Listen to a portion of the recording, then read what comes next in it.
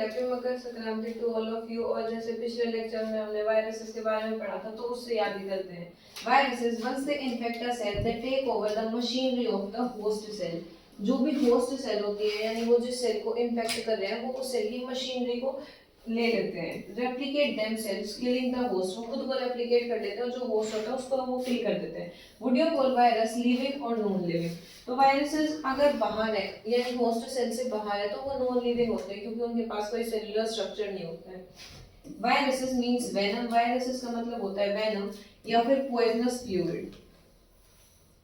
अब a scientist named Damayanti Ivanovsky, Damayanti Ivanovsky ने 1892 में क्या किया था? Recognised certain microbes as casual organisms of the mosaic disease of tobacco.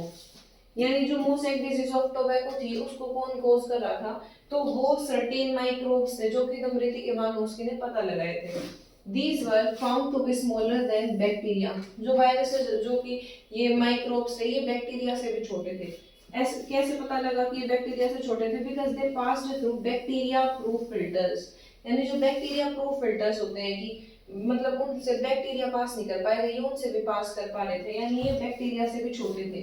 फिर अगला साइंटिस्ट जो कि है एमडब्ल्यू बेजलेरी 1898 में demonstrated that the extract of the infected plants of tobacco could cause infection in healthy plants। जो यानी इन्फेक्टेड प्लांट्स है जो टोबैको के, अगर उनको हम क्या करेंगे? एक्सट्रैक्ट करेंगे तो वो हेल्दी प्लांट्स के अंदर भी इन्फेक्शन कोज कर सकते हैं।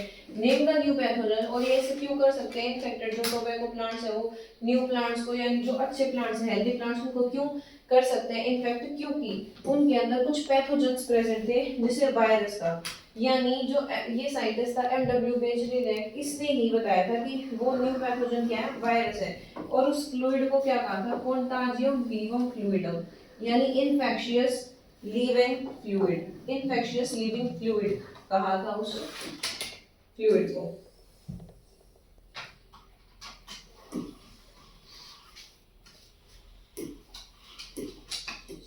अब आगे अगला साइंटिस्ट था डब्ल्यू.एम. स्टैनली। डब्ल्यू.एम. स्टैनली ने 1935 में he showed that viruses could be crystallised, जो वायरसेस हैं उनको हम आसानी से क्रिस्टलाइज कर सकते हैं। And crystals consist largely of proteins, और ये जो क्रिस्टल्स हैं इनके अंदर ज्यादातर क्या प्रेजेंट होंगे? प्रोटीन्स प्रेजेंट होंगे। They are inert outside their specific host cell, उनकी जो भी स्पेसिफिक होस्ट सेल होती है वो उनके बाहर क्या होते हैं? इनर्ट होते हैं, यानी वायरसेस वो इनर्ट होते हैं। और वायरसेस क्या होते हैं? ओब्लिगेट पैरासाइट्स होते हैं।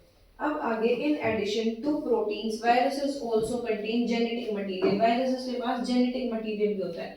That could be either RNA, वो आरएनए हो सकता है या वो डीएनए हो सकता है, वो इनमें से कुछ भी हो सकता है। No virus contains both RNA and DNA, ऐसा कोई भी वायरस नहीं है जिसके अंदर आरएनए और डीएनए एक साथ प्रेजेंट है। क्या तो आरएनए होगा क्या डीएनए होगा।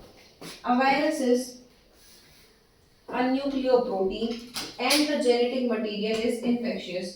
जो जेनेटिक मटेरियल होता है यानी आरएनए या फिर डीएनए वो इन्फेक्शियस होता है। In general viruses that infect plants have single stranded RNA, ये कुछ इनकी स्पेसिफिकेशंस होती है कि वो वायरसेस जो कि प्लांट्स को इन्फेक्ट करते हैं उनके पास होता है सिंगल स्ट्रैंडेड आरएनए।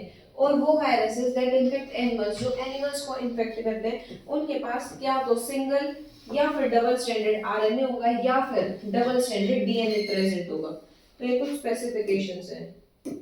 और उसके बाद आते हैं बैक्टीरियोफाजिस। बैक्टीरियोफाजिस मतलब वो बैक्टीरिया जो कि मतलब वो वायरसेस जो कि बैक्टीरिया के अंदर डिजीजेस कॉज करते हैं, बैक्टीरियल वायरसेस या फिर बैक्टीरियोफाजिस जो बैक्टीरिया के अंदर जो डिजीज कॉज करे वो viruses that infect the bacteria are usually double stranded DNA viruses, उनके पास ज्यादातर डबल स्ट्रैंडेड डीएनए होता है। द प्रोटीन कोट, जो प्रोटीन कोट होता है उसे हम कहते हैं capsid, made of small subunits, वो छोटे छोटे सब यूनिट से बना होता है जिसे हम कहते हैं capsomers. And it protects the nucleic acid, और ये न्यूक्लिक एसिड को प्रोटेक्ट करता है। These capsomers are arranged in helical, ये कैप्सोमर्स क्या तो हेलिकल फॉर्म में अरेंज होंगे क्या फिर ये अरेंज होंगे पॉलीहेड्रल फॉर्म में। इन फॉर्म्स में ये अरेंज होते हैं इन जियोमेट्रिक फॉर्म्स में। Viruses cause disease, viruses disease भी कॉज करते हैं जैसे mumps, smallpox, herpes and influenza. AIDS in humans is also caused by virus, जो एड्स है वो भी एक वायरस ही कॉज करता है। इन प्लांट्स, प्लांट्स के अंदर जैसे the symptoms can be mosaic formation, leaf rolling and curling and yellowing of leaves, यानी जो कर्लिंग होती है, लीफ की कर्लिंग होती है, फिर लीफ रोलिंग होती है, मोसेक फॉर्मेशन होता है, वो भी वायरसेस के कारण होता है। वायरसेस ही डिजीज कॉज करते हैं उनके अंदर।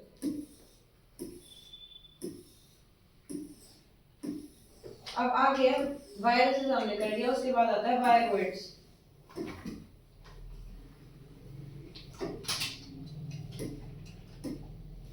And when clearing and dwarfing and stunted growth, यानी अगर लीव्स की हमें स्टंटेड ग्रोथ दिख रही है, ड्वार्फिंग दिख रही है, वेन क्लियरिंग दिख रही है, तो वो वायरसेस ही कर रहे हैं। अब आता है वायरोइड्स।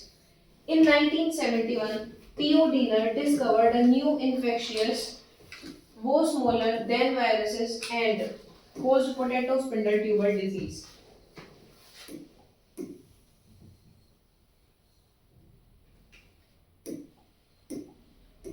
तो 1971 के अंदर टियो डीनर ने एक न्यू इन्फेक्शियस एजेंट डिस्कवर किया था, जो कि छोटा था वायरसेस से, ये वायरसेस से भी छोटा था, वायरोइड्स। एंड ये क्या कॉज कर रहा था? Potato spindle tuber disease. ये potato spindle tuber disease cause कर रहा था। It was found to be a free RNA, free RNA था इसके अंदर। It lacked the protein code, इसके पास प्रोटीन कोड नहीं था, यानी जो कैप्सिड था वो इसके पास था ही नहीं।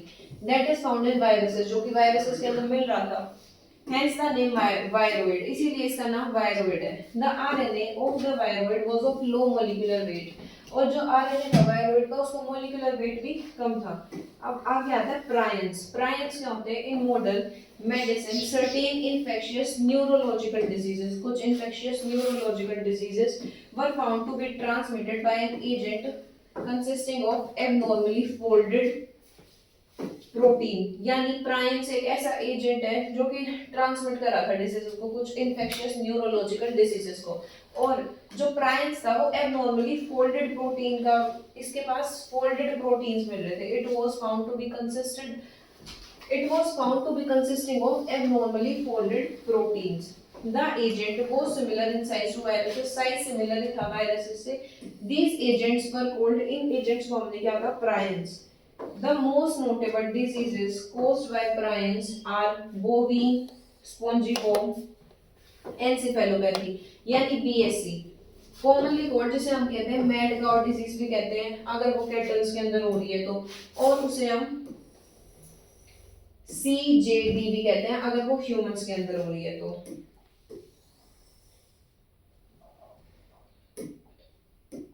अब आगे आता है लाइगन्स।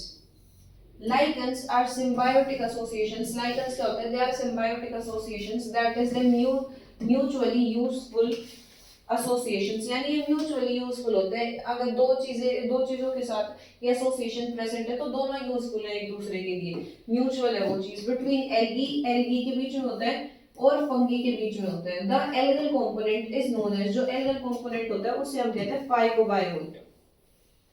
एंड द फंगल, जो फंगल कंपोनेंट होता है उसे हम कहते हैं माइक्रोबायोट।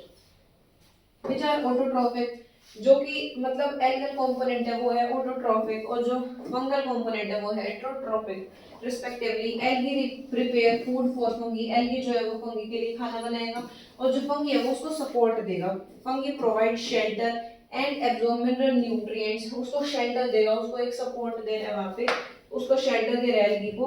And absorb mineral nutrients and water for its partner, और मिनरल न्यूट्रिएंट्स और वाटर भी एब्जॉर्ब करेगा। So close is their association that if one saw a lichen in nature, one would never imagine that they had two different organisms within them. जो lichens होते हैं, lichens are very good pollution indicators. जो lichens होते हैं वो बहुत ही अच्छे pollution indicators होते हैं, यानी जहाँ पे भी पोल्यूशन होता है, they do not grow in polluted areas, जहाँ पे भी पोल्यूशन मिल रहा है या पोल्यूटेड एरियाज में ये ग्रो ही नहीं करते हैं, तो इससे हमें पता लग जाता है कि इस एरिया में बहुत पोल्यूशन है, तो इसीलिए पोल्यूशन इंडिकेटर्स होते हैं। अब ये चैप्टर कंप्लीट हो गया, अगली क्लास से हम शुरू करेंगे प्लांट किंगडम।